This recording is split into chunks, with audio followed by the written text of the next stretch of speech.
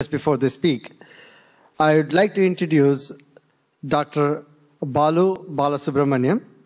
He is from Mysore, Karnataka, in India, the southern state of Karnataka.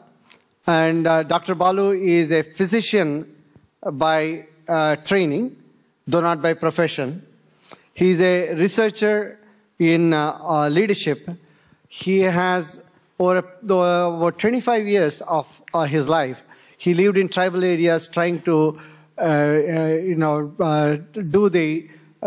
better the tribal people conditions, and through building a hospital along with some of his colleagues, and also building schools, and eventually he decided one of the fundamental things that he wants to do is understand leadership, because how is it that he can, be a better leader. He wanted to understand that concept.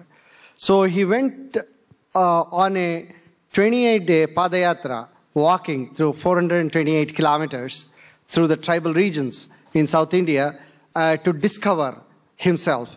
And he then became a fellow at Harvard. He did his master's in public policy, and later became a Frank Rhodes Professor at Cornell University. He operates out of Mysuru, a great friend, and I would like him to take 5 minutes and give us a statement. Thank you.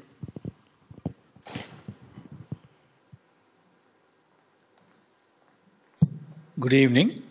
I think I'll possibly be the only speaker who's flown the longest to speak the shortest to the smallest audience.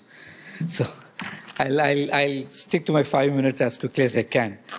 I'm here to speak not from any in-depth understanding of the subject, but just from my experience of living with indigenous tribal communities for nearly 3 decades. And the single slogan that my people had throughout their lives was just Jal Jangal Jameen. I think that captures the sacredness of Mother Earth, water, land, and the forest.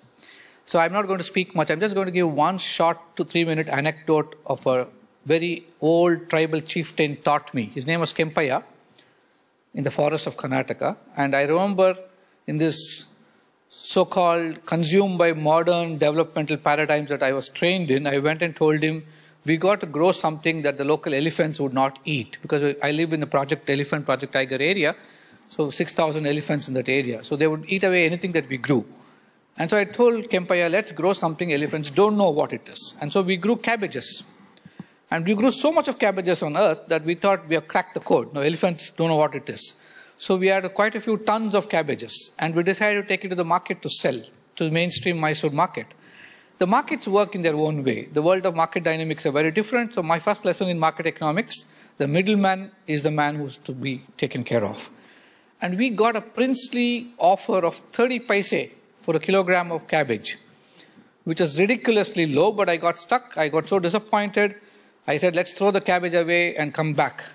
But Kempaya, being Kempaya, said, no, we don't throw anything away. We just gift it away to people. But we sold it for 30 paise a kilogram, came back, and very despondently I told him, agriculture doesn't work. And that is then that what Kempaya said, and I leave you all with that question. Kempaya said, oh, you mean you have agriculture to have money out of it? And I didn't get what you were saying. He said, are you so desperate that you just got 30 paise a kilogram? I said, yes, obviously, you monetize everything. That's what I was trained in, right? And I said, 30 paise a kilogram is a joke. We should have got 10 times that or 20 times that for the price of cabbage that we grew. He said, you never understand what it is to an indigenous tribal. You are trained to look at it as 30 paise a kilogram, but look at it from my perspective, and you find it to be priceless. And his perspective was, agriculture is possibly the only occupation that takes you close enough to indulge in the karmic spiritual process of working on Mother Earth. And the very way of working with Mother itself is such a wonderful experience that is spirituality in action. And that is priceless. So it's not the 30 paise per kilogram you get, but the entire process from seed to fruition, that the entire life cycle that you see in front of your eyes unfolding. And if you can relate to that, and if you can protect that, that is what life is all about. And so what Kempaya taught me was there is no life without earth. And obviously, if life is earth, then earth is God. And the tribals know how to protect it, so I'll stop here. I took less than 5 minutes.